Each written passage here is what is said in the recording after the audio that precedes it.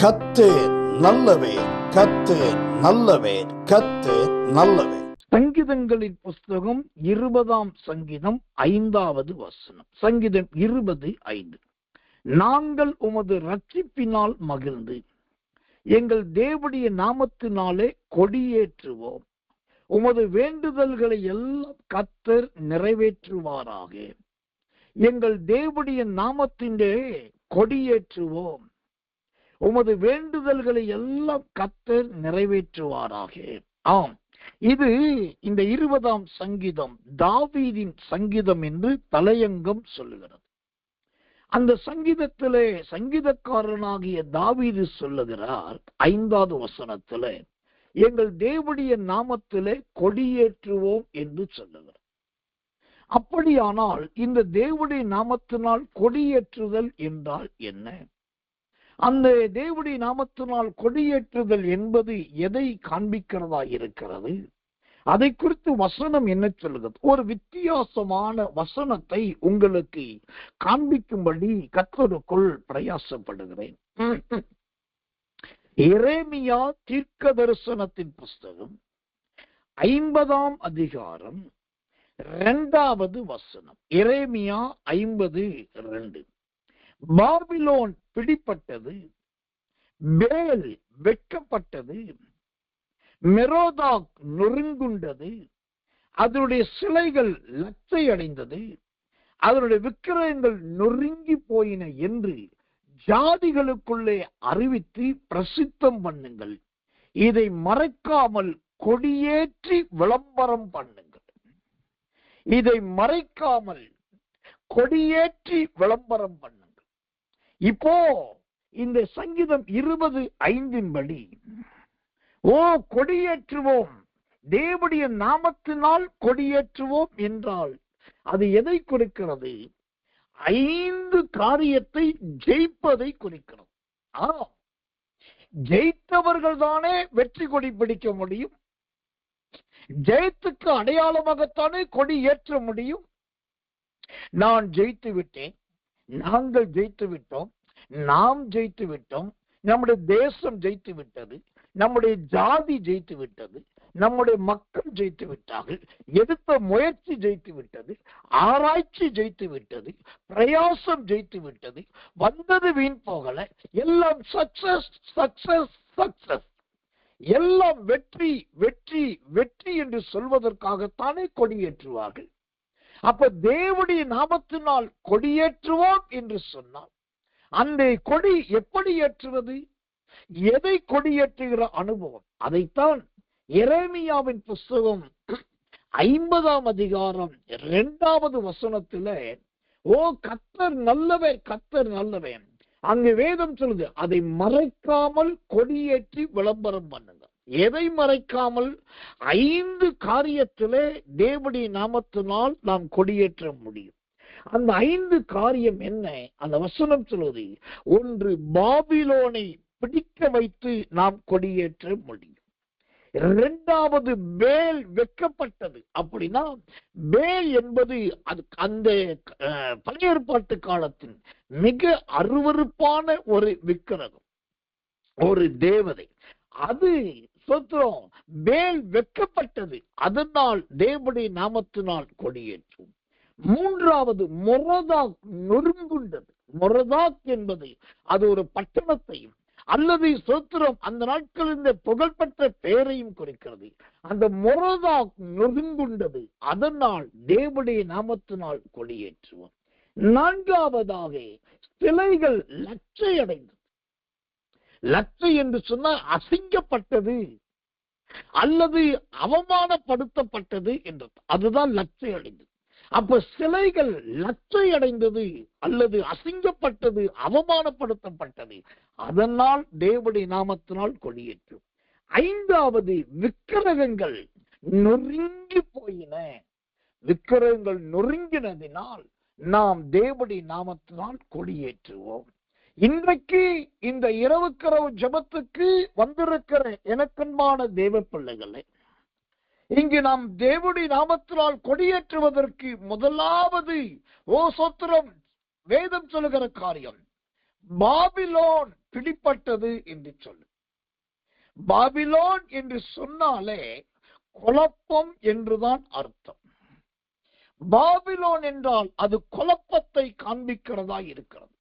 எரேமியாவின் புஸ்தகம் 50ஆம் அதிகாரம் 46வது வசனத்தை பாருங்க. எரேமியா 50:46. பாபிலோன் பிடிப்பட்டதின் சத்தத்தினால் பூமி அதிரும், அதன் கூப்பிடுதல் ஜாதிகளுக்குள்ளே கேட்கப்படும். பாபிலோன் பிடிப்பட்டதினால் பூமி அதிரும். ஆமென். இன்றைக்கு இந்த பாபிலோன் என்றால் குழப்பம் என்று அர்த்தம். இன்றைக்கு நிறைய குடும்பத்திலே பலவிதமான குழப்பங்கள், ரொம்ப முக்கியமாய் சந்தேகத்தினால் வருகிற குழப்பங்கள். இரண்டாவதாக, ஐயையோ அடுத்த வருஷம் இப்படி செய்யணுமே, அதற்கு என்ன செய்வது, எதை சந்திப்பது என்கிற குழப்பங்கள். மூன்றாவதாக, வாழ்க்கை ஏன் இன்னும் மாறவும் இல்லை, முன்னேறவும் இல்லை, அப்படியே இருக்கிறது என்று குழப்பங்கள். அதைவிட ஆவிக்குரியவர்களுக்கு என்ன குழப்பம்னா, நான் ரட்சிக்கப்பட்டுட்டேன், நான் மனம் திரும்பிட்டேன், நான் ஞானஸ்நானம் எடுத்துட்டேன், நான் பரிசுத்தாவி பெற்றுட்டேன், இவ பகுதி நேரமா ஊழியம் செய்றேன், கர்த்தர் அழைச்சாரு முழு நேர ஊழியத்துக்கு வந்துட்டேன், ஆனாலும் எனக்கு ஒரு விடுதலை இல்லை, ஆனாலும் என் தேவைகள் சந்திக்கப்படலை, ஆனாலும் நான் மேன்மை அடைய முடியலை, ஏன் தெரியலையே என்று சொல்லி ஒரு குழப்பம்.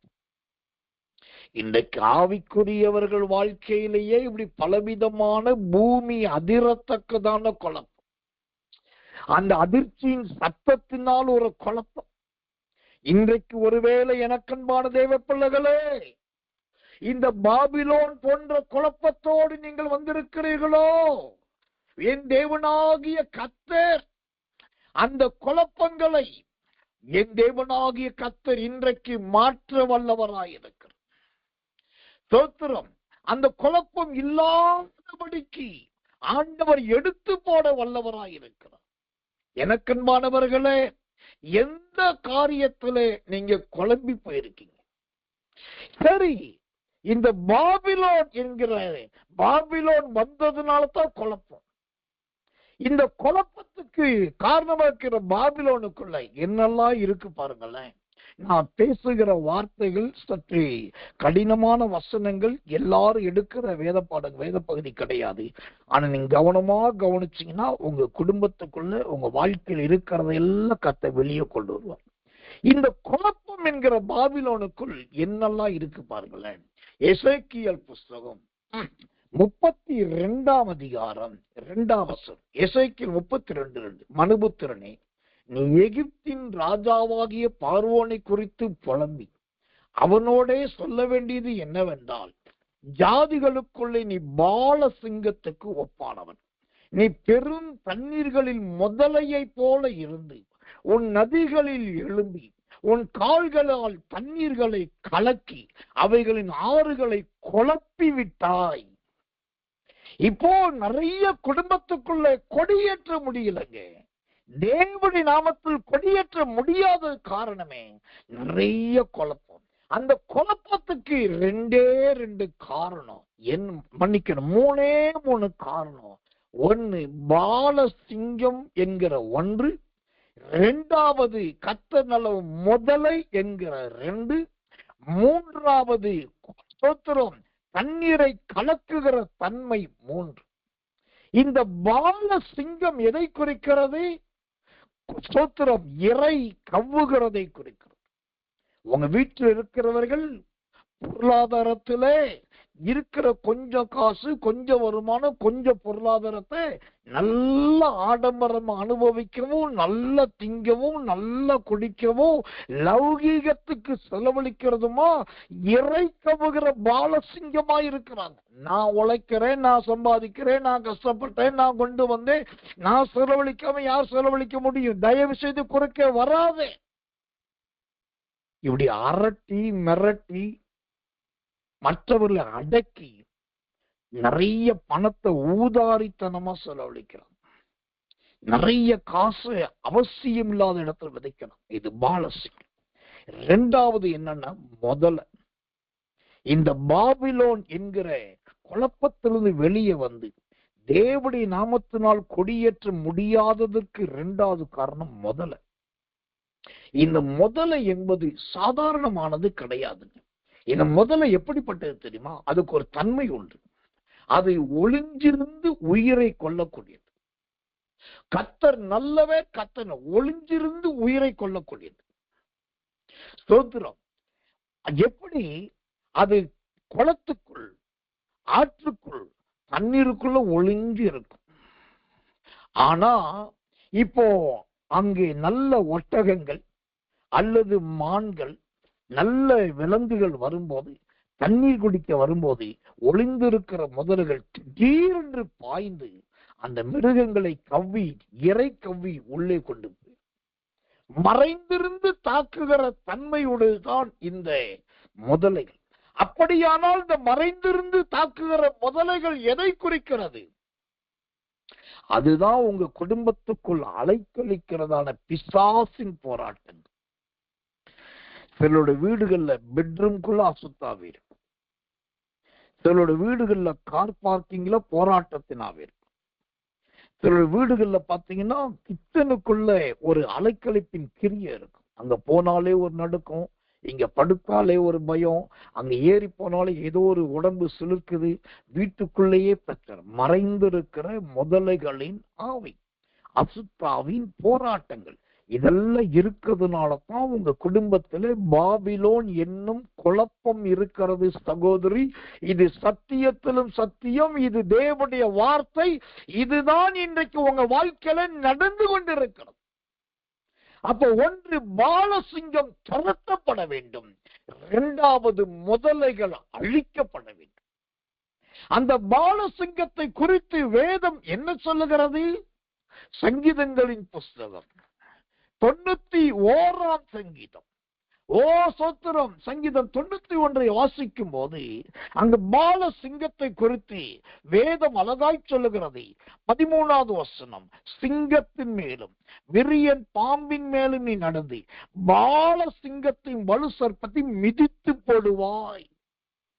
என்னை பாலசிங்கம் போல கடிக்கிறாங்க ஐயா, என்னை அடிமைப்படுத்துறாங்க ஐயா, என்ன பயமுறுத்தி வச்சிருக்காங்க ஐயா தான் நீங்க சொல்றீங்க. ஆனா இன்னைக்கு கர்த்தர் சொல்றாரு, மகளே, என் மகனே, நீ அந்த பாலசிங்கத்தை மிதித்து போடுவாய். இந்த மிதிப்பது எதை குறிக்கிறது? ரோமர் புஸ்தகம் 16ஆம் அதிகாரம் 13ஆம் வசனம் சொல்வது, சாத்தானை சீக்கிரம் உங்கள் கால்களின் கீழே மிதித்து போடுவார், நசுக்கி போடுவார். அப்ப கவலைப்படாதீங்க. எந்த முதல்ல போல யார் பாலசிங்கம் போல சீறிட்டு வந்தாலும், இதோ இந்த தேவ வார்த்தையின்படி உங்க காலாலே அந்த பாலசிங்கத்தை மிதித்து போட்டு, அந்த சங்கீதம் 20:5 படி தேவனுடைய நாமத்தினால் நீங்கள் கொடியேற்றுவீர். முதலாவது, வீட்டுக்குள் அலைகிறதான பாலசிங்கத்தை மிதிக்கிற அதிகாரத்தை கர்த்தர் இன்றைக்கு கொடுக்கிறார். இரண்டாவது, பாபிலோன் என்னும் குழப்பத்துக்கு காரணமாயிருக்கிறது என்னது? முதலை. இந்த முதலை என்ன நடக்கும் பாருங்க. சங்கீதங்களின் புஸ்தகம் 74:14, 74ஆம் சங்கீதம் 14வது வசனம், தேவரீர் முதலைகளின் தலைகளை நசுக்கி போட்டு, மன்னிக்கணும், தேவரீர் முதலைகளின் தலைகளை நறுக்கி போட்டு அதை வனாந்தரத்து ஜனங்களுக்கு உணவாக கொடுத்தீர். அல்லேலூயா. முதலைகளின் தலைகளை ஆண்டவர் என்ன செய்கிறாராம்? நறுக்கி போடுகிறாராம். இதை விட உங்களுக்கு என்னமா வெற்றி வேணும்? இதை விட உங்களுக்கு என்னையா வெற்றி வேணும்? மறைந்திருக்கிற முதலைகள், கவ்வி பிடிக்கிற முதலைகள், குரல் வலையை பிடிக்கிற முதலைகள், தண்ணீருக்குள் இழுத்து சென்று மூச்சை முட்ட வைக்கிற முதலைகளை ஆண்டவர் அதன் தலைகளை நறுக்கி போட்டுறாராம். நீங்க கொஞ்சம் பொறுமையா இருந்தீங்கன்னா அந்த முதலையவே சமைச்சு உங்களையவே சாப்பிட வைக்கிறவர் தான் ஆண்டவர். என்ன அற்புதமான வசனம் பத்தியெல்லாம். என்ன ஆச்சரியமான வாக்குத்தத்தம் பத்தியெல்லாம். எனக்கு என்ன வேதனைன்னா, இப்படிப்பட்ட அற்புதமான வசனங்கள், தேவனுடைய நாமத்தினால் கொடியேற்றுவோம், அப்புறம் பாலசங்கத்தை மிதித்து போடுவோம், முதலுகளின் தலைகளை கத்த நறுக்கி போடுவார், இந்த மாதிரி வசனங்கள்ல நிறைய பேர் பயன்படுத்துறது கிடையாது. இதெல்லாம் வாசிக்கிறது, கண்டுபிடிக்கிறது, சொல்றது கிடையாது. ஆனா நான் சொல்றேன், தயவு செய்து ஆடு புல்லை மேய்வதை போல நாம் மேலோட்டமாய் கண்ட வசனத்தை தெரிஞ்சதையே வாசிக்கிறது விட்டுட்டு, இப்படிப்பட்டவர்களை தேடி அது மீது கைய வச்சு நல்ல ஆவில நிரம்பி 2 நிமிஷம் 3 நிமிஷம் 4 நிமிஷம் ஒவ்வொரு வசனத்துக்கு ஸ்தோத்திரம் பண்ணி பாருங்களேன். அந்த வசனத்திலிருந்து ஒரு உயிர் எழும்பும், அதுல இருந்து ஒரு ஜீவன் புறப்படும், அங்கிருந்து ஒரு ஆவி உங்களுக்கு நுழையும், ஒரு விசுவாசம் பெருகும். பால சிங்கங்கள் மிதிக்கப்படும், முதலைகளின் தலைகள் நறுக்கப்படும். இன்றைக்கு என் தேவன் சங்கீதம் 20:5 தேவனுடைய நாமத்தினால் நீங்கள் கொடியேற்றுகிறவர்களாய் கர்த்தர் மாற்றுகிறார். அதுல பாபிலோன்லயே கொடி, எங்க குழப்பமோ அந்த பாபிலோனில் நீங்கள் கொடியேற்றுவீர்கள். இது கர்த்தருடைய வார்த்தை, இது நடக்கும், இது நிறைவேறும், இது சம்பவிக்கும். கர்த்தர் நல்லவன், கர்த்தர் நல்லவன், கர்த்தர் நல்லவன். இரண்டாவதாக, அந்த தேவனுடைய நாமத்தினால் கொடியேற்றுவோம் என்பது எதை குறிக்கிறது? எரேமியாவின் புஸ்தகம் 50ஆம் அதிகாரம் 2வது வசனத்தை வாசிக்கும் போது அங்கு 2வதாய் அந்த வசனம் சொல்லுது, பேல் வெட்கப்பட்டது என்று சொல்லு. பேல் வெட்கப்பட்டது. கர்த்தருடைய நாமத்துக்கு மகிமை, கிருபை, தயை உண்டாவதாக. அப்படியானால் இந்த பேல் வெட்கப்பட்டது என்பது என்ன? இந்த பேல் என்பது எதை குறிக்கிறதா இருக்கிறது? எனக்கன்பான தெய்வ பிள்ளைகளே, இந்த பேல் என்பது ஒரு விதமான விக்கிரகங்களை காண்பிக்கிறதா இருக்கிறது. தேவனுடைய நாமத்துக்கு மகிமையும் கிருபையும் தயவும் உண்டாவதாக. அப்போ இந்த பேல் என்கிற போராட்ட சூத்திரம் ஒரு மறைமுகமான அசுத்த ஆவியின் கிரியை, அசுத்த ஆவியின் செயல். கர்த்தருடைய நாமத்துக்கு மகிமை, கிருபை, தயை உண்டாவதாக. அந்த அசுத்த ஆவியின் அலைக்கழிப்பு, கர்த்தர் நல்லவர், தேவனுடைய நாமத்துக்கு எதிராய் தன்னை உயர்த்துகிற இந்த பேலின் ஆவிகள் உங்க வாழ்க்கையில கர்த்தர் நிர்மூலமாக்க போகிறார். இந்த பேல் என்கிற போராட்டத்தை குறித்து ஒரு கிருபையுள்ள வசனத்தை வாசிக்கிறேன். ஏசாயாவின் புஸ்தகம் 46ஆம் அதிகாரம் 1வது வசனம். ஏசாயா 46:1. பேல் பணியும், நேபோ குனியும், அவைகளின் விக்கிரகங்கள் காட்டு மிருகங்களுக்கும் நாட்டு மிருகங்களுக்கும் சுமையாகும். நீங்கள் சுமந்த சுமைகள் இளைத்து போன மிருகங்களுக்கு பாரமாயிருக்கும். நீங்கள் சுமந்த சுமைகள் இளைத்து போன மிருகங்களுக்கு பாரமாயிருக்கும். இப்ப இந்த பேல் என்பது எதை குறிக்கிறது? அது மிருகத்தின் ஆவிகளை குறிக்கிறது. சாதாரண ஆவி இல்ல பிரதர், இது சாதாரண ஆவி இல்ல சிஸ்டர். பேல் என்பது மிருகத்தின் ஆவி. இன்னைக்கு நிறைய கிறிஸ்தவர்கள் வீடுகளுக்குள்ளும் சரி, புதிதாய் இயேசு கிறிஸ்துவை ஏற்றுக்கொண்டு அரைகுறையா இருக்கிற கிறிஸ்தவர்களுக்குள்ளும் சரி, இந்த மிருகத்தின் ஆவிதான் பயங்கரமா கிரீச்சு. சோப்பளம் பார்த்து சொல்லுவாங்க, எரும மாடு வேகமா விரட்டிட்டு வந்துச்சு பாஸ்டர், என்னை முட்டி தள்ள வந்துச்சு, யாரோ என்னை காப்பாத்திட்டு. கர்த்தர் நல்லவை. சொப்பனத்துல பெரிய யானைய பார்த்தேன், அது துதுக்கைய தூக்கிட்டு பிளிருக்கிட்டு வருது. ஐயோ, எனக்கு காது கேட்கும் போது சத்தம் பயத்தை உண்டாக்கிருச்சு. இன்னும் சில சொல்லுவாங்க, என் சொப்பனத்துல அடிக்கடி பாம்பு வருது.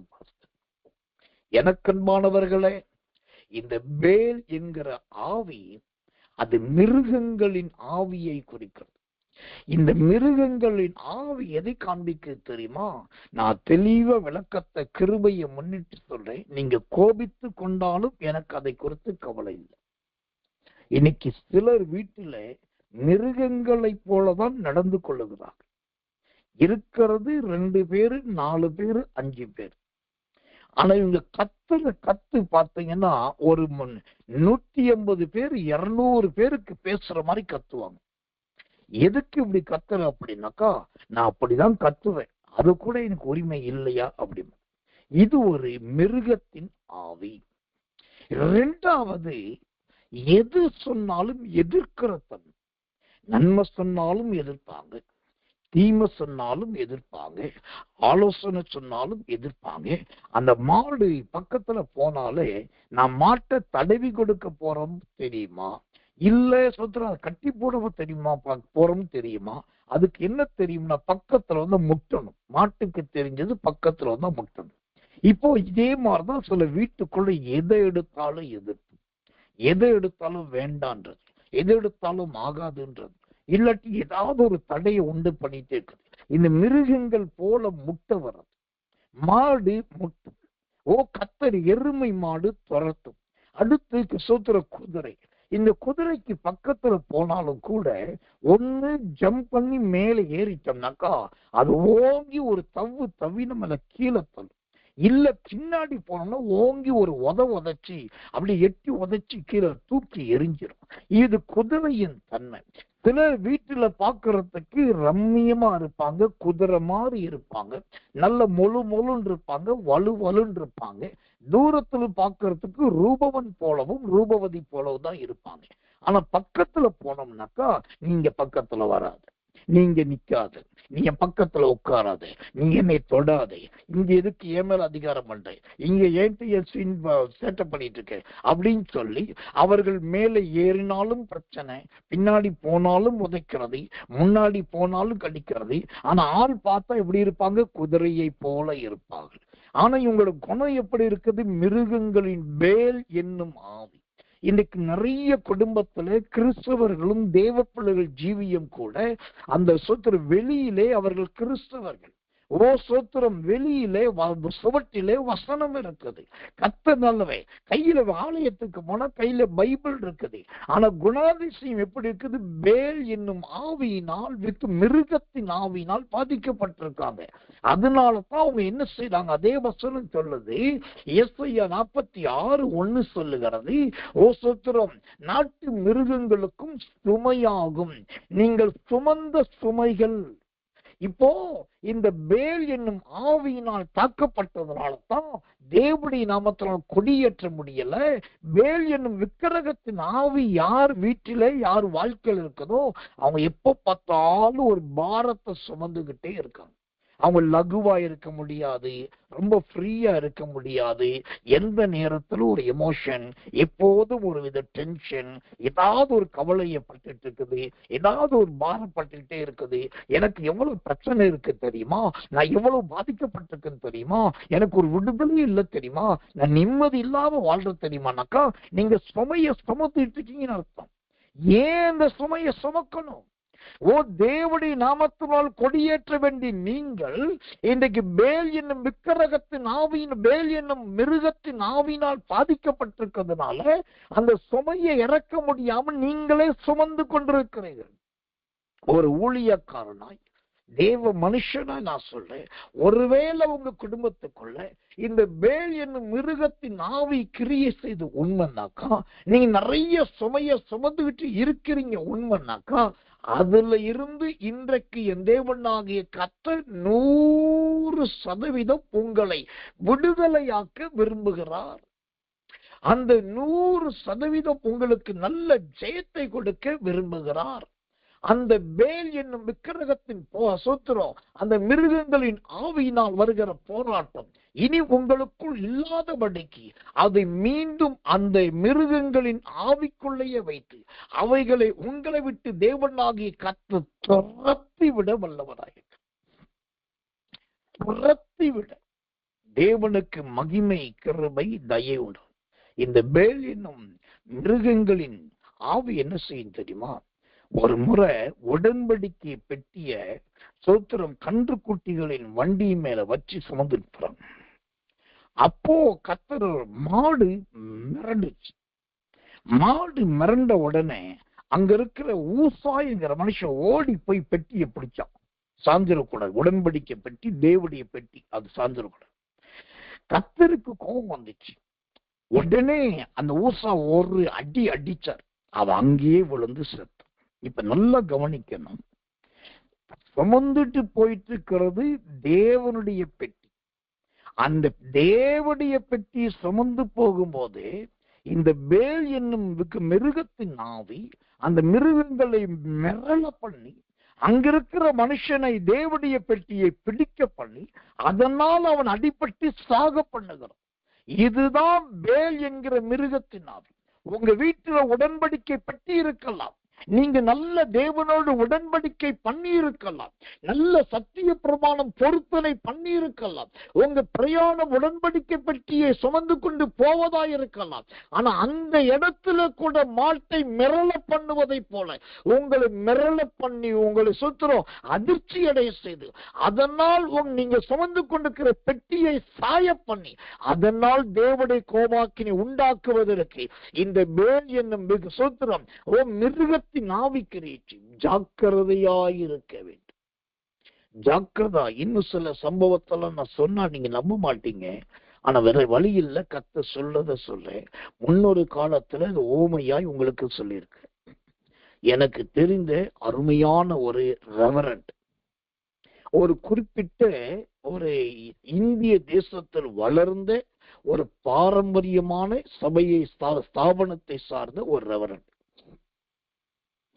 அவர் நல்ல மியூசியஸின் கூட, ரொம்ப அருமையை இசை வாசிப்பார், இசைக்காக எவ்வளவு செலவழிப்பார், நல்ல பாடல்களை பாடுவார். அவரை குறித்து இன்னொரு ரெவரண்ட் எனக்கு ரெக்கமெண்ட் பண்ணார். பாஸ்டர், ஒரு ஊழியக்காரர் சொல்றேன், அவன் என் ஃப்ரெண்டு தான், நான் இந்த டைசிஸ்ல இருக்கேன், அவன் அந்த டைசிஸ்ல அந்த இருக்கிறான், ஆனா அவனுக்கு இப்படி ஒரு சம்திங் ப்ராப்ளம் இருக்குது, அவன் வீட்டுக்குள்ள போனா பயப்படுறான், சொந்த வீடு அதுதான் அவனுடைய குருமனை, அந்த வீட்டுக்குள்ள போறதுக்கு ரொம்ப நடுங்குறான், பயப்படுறான், உள்ளே போக மாட்டான். இவ்வளவுக்கும் அவன் வீடு தேவனுடைய ஆலயத்துலதான் இருக்கு, ஆலயத்துக்குள்ளதான் வீடு இருக்குது, அங்க போறதுக்கு பயப்படுறான், என்னன்னே தெரியல, நீங்க அவனுக்காக ஜெபிக்கணும். சரி வர சொல்லுங்க அப்படின்னு வீட்டுக்குள்ள வந்தார். ஒரு நாள் அப்பாயின்மெண்ட் வாங்கி வீட்டுக்கு வந்தார். நானும் அவரும் முழங்கால் போட்டு ஜெபிக்கிறோம். அவருக்காக நல்ல ஜெபம் பண்ணிட்டு இருக்கோம் பாருங்க. பயங்கரமா ஆடிட்டர். யாரு? ஊழியக்கார், நல்ல டெடிகேட் பண்ணப்பட்டவர், ரொம்ப வருஷம் ஊழியம் செய்கிறவர், நிறைய பாடல்களை பாடு, இசை வாசிக்கிறவர், அப்படிப்பட்ட பிரதிஷ்டை பண்ணப்பட்ட ஒரு ஊழியக்கார் அசுத்த ஆவியில பயங்கரமாடுறார். கடைசியில போராடி நீ யாரு என்னன்னு கேட்டு எல்லாம் பண்ணாக்கா அப்பதான் தெரியுது இந்த ஊழியக்காருக்கு பிரச்சனை என்னன்னா, தினந்தோறும் ஏதாவது ஒரு மாட்டோடு போய் புணரணும், மாட்டோடு உறவு கொள்ளணும், செக்ஸ் வைக்கணும். அப்படி இருந்தாதான் அவரால் தூங்க முடியும், அவருடைய சரீரத்தின் நிலைமை அவருக்கு கட்டுப்படும். இல்லாட்டி அவரால் தூங்க முடியாது, வெளியில எங்கேயும் போக முடியாது, ரொம்ப சிரமப்படும். இதனால என்ன பண்ணுவாரு, தினந்தோறும் ராத்திரியில 11:30 மணிக்கு அப்புறம் யாருக்கு தெரியாம சாதாரண ஒரு பழைய லுங்கி, ஒரு பழைய ஷர்ட், டிஷர்ட் ஏதாவது போட்டுக்கிட்டு, ஒரு சாதாரண குடியான போல வேலை துண்டு போட்டுக்கிட்டு, ஒரு ஊழியக்கார் படம் ரொம்ப மாறு இடத்துல அப்படியே போவார். அவருக்கு தெரியும் எந்த ஏரியாவுக்கு போனா எங்க இந்த மாதிரி மிருகம் கிடைக்குன்னு தெரியும். அந்த ஏரியாவுக்கு போவார், அங்க எங்க பார்ப்பார், அந்த குறிப்பிட்ட காரியத்தை ரொம்ப கஷ்டத்துக்கு மத்தியில் எப்படியாவது செஞ்சுட்டு அதுக்கப்புறம் வீட்டுக்கு வந்துடும். இது அவருக்கு பல வருடமா இந்த பிரச்சனை. அப்ப அவர் ஜெபிக்கும் போது இந்த ஆவி வெளியேறி, பேல் என்னும் மிருகங்களின் ஆவி வெளியேறி அது சொன்ன உடனே அதை அதட்டி கத்து சொந்த போராடி ஜெபித்து விடுதலையாக்கணும். கர்த்தர் கிருபை செய்தார். இன்னைக்கு ஒரு குறிப்பிட்ட ஒரு பெரிய மெட்ரோ சிட்டில ஒரு பெரிய சபைக்கு அவர் ரெவரண்ட்ல இருந்து அடுத்த பதவியை பெற்று ஒரு உயர்ந்த இடத்துல நல்ல ஊழியம். இப்ப இந்த பேல் என்னும் மிருகத்தின் ஆவி பாருங்க, வெளியில பாக்குறதுக்கு உடன்படிக்கை பெட்டி, வெளியில போயிட்டு தூக்கிட்டு போயிட்டு இருக்கிறது தேவனுடைய பெட்டி, ஆனா அதை தூக்கிட்டு போயிட்டு இருக்கிற கண்டுக்குட்டியவே மிரள பண்ணுகிறது. இன்னைக்கு நிறைய தேவ பிள்ளைகள் வாழ்க்கையில இந்த அந்தரங்கத்துல இந்த ஒரு பலவீனம் இருக்கு, இந்த அந்தரங்கத்துல இந்த ஒரு போராட்டம் இருக்கு. இது ஒரு பேல் என்னும் மிருகத்தின் ஆவி.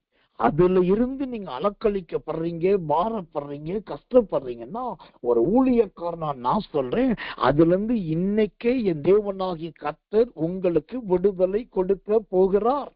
அதுல இருந்து நிரந்தரமான நிச்சயமான ஒரு பெரிய ஜெயத்தை ஆண்டவர் தருகிறார். கர்த்தருடைய ஆவியானவர் அப்படிப்பட்ட விடுதலையை தர வல்லவராய் இருக்கிறார். ஏனென்று சொன்னால் அந்த எரேமியாவின் புஸ்தகம் 50ஆம் அதிகாரம் 2ஆம் வசனம் சொல்கிறது, பாபிலோன் பிடிப்பட்டது, பேல் வெட்கப்பட்டது. உங்களுக்குள் இருக்கிற உங்களை அலக்களிக்கிற அந்தரங்கத்தின் மறைவிடத்தின் பேல் என்னும் அந்த மிருகத்தின் ஆவி நசரேயன் ஆகிய இயேசுவின் நாமத்தில் எரேமியா 50:2 படி இன்றைக்கு வெட்கப்பட்டு போகிறது. அதனால தான் எரேமியா 50:2 கடைசி சொல்லுவது, இதை மறைக்காமல் கொடியேற்றி விளம்பரம் பண்ணுங்க. எதை மறைக்க கூடாது? என் வீட்டுக்குள்ள பேல் என்னும் மிருகத்தின் ஆவி இருந்துச்சு, என் மேல பேல் என்னும் மிருகத்தின் ஆவி இருந்துச்சு. இப்படி கர்த்தர் பேசினார். அந்த வசனத்தை கேட்க கேட்க கேட்க அந்த ஆவி என்னை விட்டு போயிருச்சு. அந்த பேல் என்னும் மிருகத்தின் ஆவி வெட்கப்பட்டுச்சு. இப்ப நான் ஜெயிச்சுட்டேன், கர்த்தர் எனக்கு ஜெயம் கொடுத்துட்டாரு, அதுல இருந்து பூரண விடுதலை கிடைச்சிருச்சு. அந்த சோத்திரம் அந்த ரகசிய சோத்திரம் மிருகங்களோடு புணர்கிற அந்த தன்மையிலிருந்து கர்த்தரனை விடுதலையாக்கிட்டார். இப்ப நான் கர்த்தருக்கு சாட்சியா இருக்கிறேன்னு சொல்லி நீங்க என்ன பண்ணணும்? மூடக்கூடாது, மறைக்க கூடாது, ஒழிக்க கூடாது. இனிமே அது விளம்பரம் பண்ணணும். கர்த்தருடைய நாமத்தினால், தேவனுடைய நாமத்தினால் நான் குடியேற்றுகிறேன். நீங்க தைரியமா சாட்சி சொல்லலாம். இன்னையிலிருந்து நீங்க தேவனுடைய நாமத்தால் குடியேற்றுவீங்க. இன்னையில இருந்து கர்த்தர் பாபிலோன் பிடிப்பட்டது, குழப்பங்கள் விலகினது. இரண்டாவதாக இன்னையிலிருந்து பேல் என்னும் மிருகத்தின் ஆவியிலிருந்து நீங்களும் விடுவிக்கப்பட்டீர்கள், உங்களை சார்ந்தவர்கள் விடுவிக்கப்பட்டார்கள். நசரேயன் ஆகிய இயேசுவின் நாமத்தில் அந்த பேல் வெட்கப்பட்டு போனது. இது கர்த்தருடைய வார்த்தை அல்லவா? இது தேவனுடைய வசனம் அல்லவா? இது பொய் சொல்லாதது அல்லவா? இப்போதே அந்த அபிஷேகம் இறங்கி வருகிறது அல்லவா? இப்பொழுதே கர்த்தர் உங்களை விடுதலை ஆக்குகிறார் அல்லவா? உடன்படிக்கை பெட்டி தேவனுக்கு தேவை அல்லவா? கர்த்தர் தேவனுடைய பெட்டி ஆண்டவருக்கு சாட்சி அல்லவா? அது தாவீது விரும்பினான் அல்லவா? தாவீதை கர்த்தர் காப்பாற்றினார் அல்லவா? ஓபேத் ஏதோமை கர்த்தர் ஆசீர்வதித்தாரே. அந்த ஓபேத் ஏதோமை ஆசீர்வதித்தவர், தாவீதை ஆசீர்வதித்தவர், உங்களை ஆசீர்வதிப்பார். இந்த சூத்திரம் தேவனுடைய நாமத்தினால் கொடியேற்றுங்கள். இந்த செய்தியின் 2ஆம் பகுதி, கர்த்தருக்கு சித்தமானால் தேவனுடைய வருகை தாமதித்தால் நானும் தேவனுடைய கருவை உயிரோடு இருந்தால் நாளைக்கு இரவுக்கு ஒரு ஜெபத்துல இந்த 2ஆம் பகுதியை நாம் பார்க்க போகிறோம். அந்த எரேமியா 50:2 இன்னும் 3 பகுதி இருக்குது. ஒன்று மிருதா நொறுங்குண்டது, 2வது சிலைகள் லட்சடைந்தது, 3வது விக்கிரகங்கள் நொறுங்கி போயின. இதை குறித்து கர்த்தருடைய வருகை தாமதித்தால் நாளைக்கு நாம் தியானிக்க போகிறோம். இன்னைக்கு அந்த சங்கீதம் 20:5 படி தேவனுடைய நாமத்தினால் கொடியேற்றுவோம். 2 காரியத்துல கர்த்தர் உங்களை கொடியேற்ற வைக்கிறார்.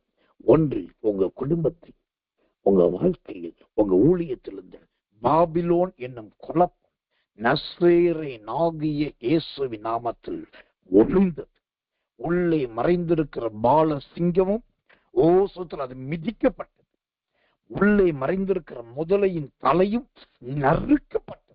நீங்கள் விடுதலையாகிவிட்டு பாபிலோன் என்னும் குழப்பம் நீங்கிவிட்டு அதற்காகவே கைகளை உயர்த்தி நன்றி சொல்லுங்க. அதற்காகவே கண்களை மூடி நன்றி சொல்லுங்க. நிறைய குழப்பத்தோடு வந்த ஆண்டவரே, இன்னைக்கு குழப்பமெல்லாம் மாற்றி விட்டு இனி பெதஸ்தா குளம் கலங்காது, எனக்கு சுகமாகி விட்டது என் நம்புகிறேன் என்று சொல்லுங்கள். 2வதாக உங்க குடும்பத்திலே, உங்க ஆவியிலே, குறிப்பாய் உங்க சரீரத்திலே கிரியை செய்து கொண்டு இருந்ததுமான பேல் என்னும் அந்த மிருகத்தின் ஆவியிலிருந்து கர்த்தருக்கு விடுதலை கொடுத்து விட்டார். கர்த்தர் அந்த பேல் என்னும் மிருகத்தின் ஆவி வெட்கப்பட்டது. இனி நீங்க செய்ய வேண்டியது கர்த்தருடைய நாமத்தினால், தேவனுடைய நாமத்தால் கொடியேற்றுங்கள். அதை விளம்பரம் பண்ணுங்கள். கர்த்தருடைய நாமத்தினால் விடுதலையானே, தேவனுக்கு ஜெயம் கொடுத்தார் என்று சொல்லுங்க. இந்த வார்த்தை உங்க வாழ்க்கையில் நடக்கும், இது நிறைவேறும். கர்த்தர் வாய்க்க பண்ணுவா. கண்களை மூடி ஒப்பு கொடுத்து எல்லாரும் கர்த்தரை ஸ்தோத்திரம் பண்ணுவோம். இயேசுவின் நாமத்தில் ஸ்தோத்திரம் ஸ்தோத்திரம் ஓ ஸ்தோத்திரம் ஹalleluya riba ba ba ba ba ba ba ba ba ga da ga da da da da da ga da da da ga da da da ga da da da ga da da da ga da da. எல்லாரும் துதிங்க. கொஞ்ச நேரம் ஸ்தோத்திரம் பண்ணுங்க. கடமைக்காக துதிக்காதீங்க, ஆவில் நிரம்பி துதிங்க. கர்த்தர் 2 அருமையான சத்தியத்தை சொல்லி இருக்கிறார். பாபிலோன் குழப்பத்துக்கு காரணமாக இருக்கிற மாய சிங்கத்தை கர்த்தர் மிதித்து போகிறார். குழப்பத்துக்கு காரணமாக இருக்கிற முதலியின் தலையை தேவன் நறுக்கி போட்டார் இயேசுவின் நாமத்தினாலே. ஆவியில நிரம்பி நன்றி சொல்லுங்க. எல்லா குழப்பங்கள் மாறினதுக்காக நன்றி என்று சொல்லுங்க. கணவன் மனைவிக்கு இடையில இருக்கிற குழப்பங்கள் மாறினதுக்காக நன்றி என்று சொல்லுங்க. என் பிள்ளைகளின் ஜீவியத்தை குறித்திருந்த எல்லா பாபிலோனின் குழப்பங்கள் அகன்றதுக்காக நன்றி என்று சொல்லுங்க இயேசுவின் நாமத்தினாலே. லகதட பலபல பலபல பலபல மரபல பலபல பலபல மரதியா. சோத்திரம் பண்ணுங்க, சோத்திரம் பண்ணுங்க, சோத்திரம் பண்ணுங்க. நசரேயனாகிய இயேசுவின் நாமத்தில், நசரேயனாகிய இயேசுவின் நாமத்தில், நசரேயனாகிய இயேசுவின் நாமத்தில் எல்லா குழப்பங்களும் மாறுவதாக எங்கள் தேவனுடைய நாமத்தினால் கொடியேற்றுகிறோம். தேவனுடைய நாமத்தினால் கொடியேற்றுகிறோம். 2வது, ஓ தேவனுடைய நாமத்தால் கொடியேற்ற வேண்டுமானால் பேல் என்னும் மிருகங்களின் ஆவியிலிருந்து விடுதலை வேண்டும். மிருகங்களின் ஆவியிலிருந்து விடுதலை வேண்டும். ஆண்டவர் இன்றைக்கு சொல்லிவிட்டார், என் மகனே மகளே, பேல் வெட்கப்பட்டது, பேல் வெட்கப்பட்டு விட்டது. அந்த பேல் என்னும் மிருகத்தின் ஆவி இனி உன்னை பாதிப்பது இல்லை.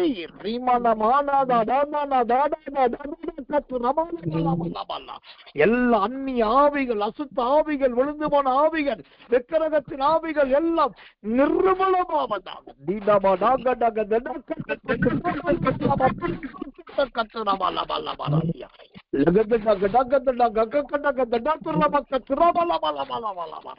வேல் என்னும் அன்று மிருகத்தின் ஆவிகள் சபிக்கப்பட்டு போனதற்காக ஸ்தோத்திரம் ஐயா. அதில் மீட்பை கொடுத்ததற்காக ஸ்தோத்திரம் ஐயா. நன்றி நன்றி நன்றி ஆண்டவரே, நன்றி ஆண்டவரே. அந்த சங்கீதம் 20 வசனத்தின்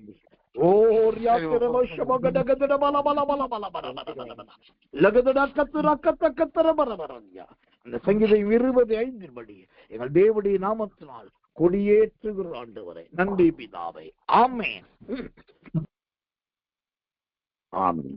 கடைசியாய் அந்த சங்கீதம் 20 சங்கீதம் 5வது வசனத்தை வாசித்து நான் முடிக்கிறேன். எல்லாரும் சேர்ந்து ஜெபத்தை முடிப்போம். சங்கீதம் 20:5.